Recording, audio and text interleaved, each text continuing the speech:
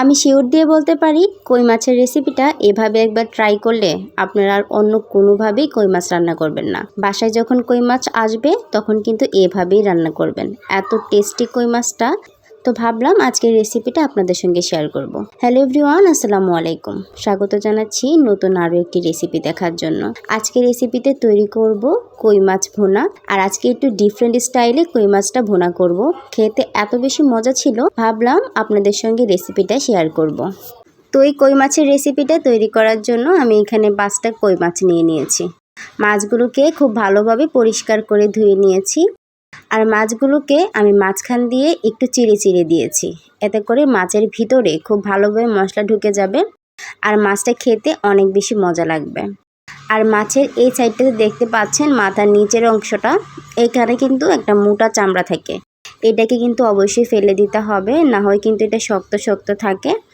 আর এটা আমি জানি খাওয়া ভালো না, এখন কেন খাওয়া ভালো না সেটা জানি না, তবে শক্ত থাকে এটা, সেজন্য এটা ফেলে দেওয়াটাই ভালো। তারপর আমি এখানে অল্প পরিমাণে একটু লবণ দিয়ে দিলাম একটু হলুদের গুঁড়া আর মরিচের গুঁড়া। এবার হলুদ মরিচ লবণটাকে আমি মাছটার ভিতরে ভালোভাবে, এই যে কাটা অংশটা দেখতে পাচ্ছেন, এই কাটা অংশগুলোতে খুব ভালোভাবে হলুদ মরিচটা ঢুকিয়ে দিয়েছি। তারপর সুন্দর করে মেখে নেওয়া হয়ে গেলে আমি 5 মিনিট এটাকে রেস্টে রেখে দিব। 5 মিনিট পর চুলায় একটা কড়াই বসাই দিব, পর্যাপ্ত পরিমাণে তেল দিয়ে দিয়েছি। তারপর একটু লবণ ছিটিয়ে দিব তেলে। এতে করে যেটা হবে, মাছটার কখনোই কড়ার গায়ে কিন্তু লেগে যাবে না। আমরা অনেক সময় মাছ ভাজতে গেলে দেখা যায় কড়াইতে কিন্তু লেগে যায়, মাছটা উঠে আসতে চায় না। সেজন্য অবশ্যই মাছ ভাজার আগে একটু করে লবণ ছিটিয়ে দিবেন, এতে করে মাছটার কখনোই লেগে আসবে না। এবার বেশ কিছুক্ষণ পর মাছটা যখন এক পাশ থেকে ভালোভাবে ভাজা হয়ে যাবে, তখন আমি মাছটাকে উল্টে দিচ্ছি। কই মাছটা আপনারা আপনাদের পছন্দ অনুযায়ী ভেজে নেবেন। যে মুচমুচে ভাজি খেতে পছন্দ করেন তারা কিন্তু মুচমুচে ভাজি করতে পারেন, কিন্তু মাছ ভুনা করতে গেলে কই মাছটা একটু কম ভাজাই ভালো। এতে করে মাছের ভিতরে মশলাগুলো খুব ভালোভাবে প্রবেশ করবে। তো আমি আমার পছন্দ অনুযায়ী মাছটাকে সুন্দর করে ভেজে নিয়েছি। এবার এই সবগুলো মাছকে আমি একটা প্লেটের মাধ্যমে তুলে নিচ্ছি। যারা যারা ভিডিওটা এই পর্যন্ত দেখছেন অবশ্যই লাইক কমেন্ট শেয়ার করতে ভুলবেন না, আর আমার ছোট্ট চ্যানেলটিকে সাবস্ক্রাইব করে যাবেন। আর যারা পেজ থেকে দেখছেন অবশ্যই আমার পেজটা ফলো করতে ভুলবেন না। তো মাছগুলো ভেজে নিয়ে তোলা হয়ে গিয়েছে। এখন আমি এই মাছ ভাজার তেলেই মাছটাকে রান্না করে ফেলবো। এই তেলের ভিতরে এখন আমি দিয়ে দিচ্ছি একটা এলাচটাকে আমি মুখটা ফাটিয়ে দিয়ে দিচ্ছি 1-1.5 ইঞ্চি মতো একটা দারচিনি। আর এখানে দিয়ে দিব 1 চিমটি পরিমাণ কালো জিরা। এই কালো জিরা, এলাচ আর দারচিনি, এটার ফোড়নটা এত বেশি ভালো লাগে, অবশ্যই কই মাছে একবার হলো ট্রাই করে দেখবেন, তাহলেই বুঝতে পারবেন। দিয়ে দিচ্ছি 1 চিমটি মতো পরিমাণে তিল।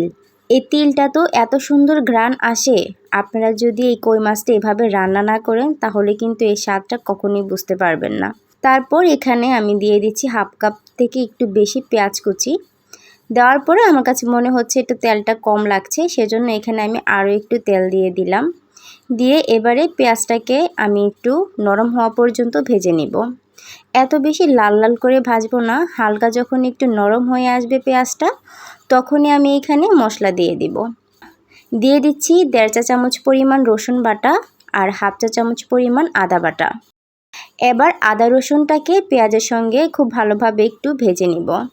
এই যে দেখেন, যখন এরকম করে একটু ভাজা হয়ে গিয়েছে, তখন আমি এখানে অল্প একটু পানি ব্যবহার করব।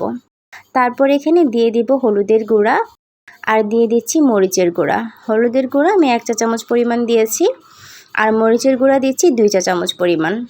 এবার হলুদ মরিচটাকে মশলাটার সঙ্গে ভালোভাবে মিশিয়ে নিচ্ছি। এবার দিয়ে দিতে হবে পরিমাণ মতো লবণ। আমি এখানে 1/2 চা চামচ পরিমাণ লবণ দিয়ে দিয়েছি। এবার মশলাটাকে সুন্দর করে কষিয়ে নেওয়ার পালা, সেজন্য মশলাটাকে ঢেকে দিয়েছি। কিছুক্ষণ পর ঢাকনাটা তুলে আমি আবার একটু মশলাটাকে নেড়ে চেড়ে নিব। মশলা কষানোর উপরেই কিন্তু নির্ভর করে একটা তরকারি কেমন স্বাদ হবে। আর এই গ্রেভিটা দেখতে যত বেশি সুন্দর লাগবে, ততই কিন্তু তরকারিটা খেতে অনেক বেশি মজা লাগবে।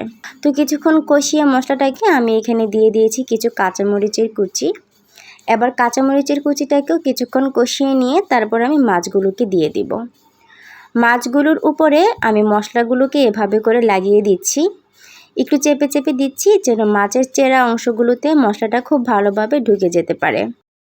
মাছটাকে এভাবে করে মশলার সঙ্গে আমি 1-1.5 মিনিটের মতো একটু ভেজে নিয়েছি। তারপর এখানে পরিমাণ মতো ঝোল দিয়ে দিতে হবে। আমি আমার পরিমাণ অনুযায়ী ঝোল দিয়ে দিয়েছি। কেউ যদি ঝোলটা আরেকটু পাতলা খেতে চান সেক্ষেত্রে একটু পাতলা করতে পারেন। তবে আমি যে পরিমাণে ঝোল রেখেছি এভাবে করে রাখলে কিন্তু অনেক বেশি মজা হয়। তো এবার আমি ঢাকনা দিয়ে ঢেকে দিব। বেশ কিছুক্ষণ পর ঢাকনাটা তুলে আমি মাছগুলোকে একটু উল্টে দিব। মাছগুলোকে খুব সাবধানে উল্টাতে হবে, কারণ এই পর্যায়ে মাছগুলো কিন্তু অনেক নরম থাকবে, সেজন্য অনেক সাবধানতা অবলম্বন করতে হবে। এই যে দেখতেই পাচ্ছেন আমি খুব আস্তে আস্তে মাছগুলোকে উল্টে দিয়েছি। এবার আবারও ঢেকে দিব। কিছুক্ষণ পর যখন আমার পছন্দ অনুযায়ী ঝোলে চলে আসবে তখন আমি এখানে দিয়ে দিচ্ছি একটু ধনেপাতা কুচি। ব্যাস, আমার তরকারি কিন্তু রেডি।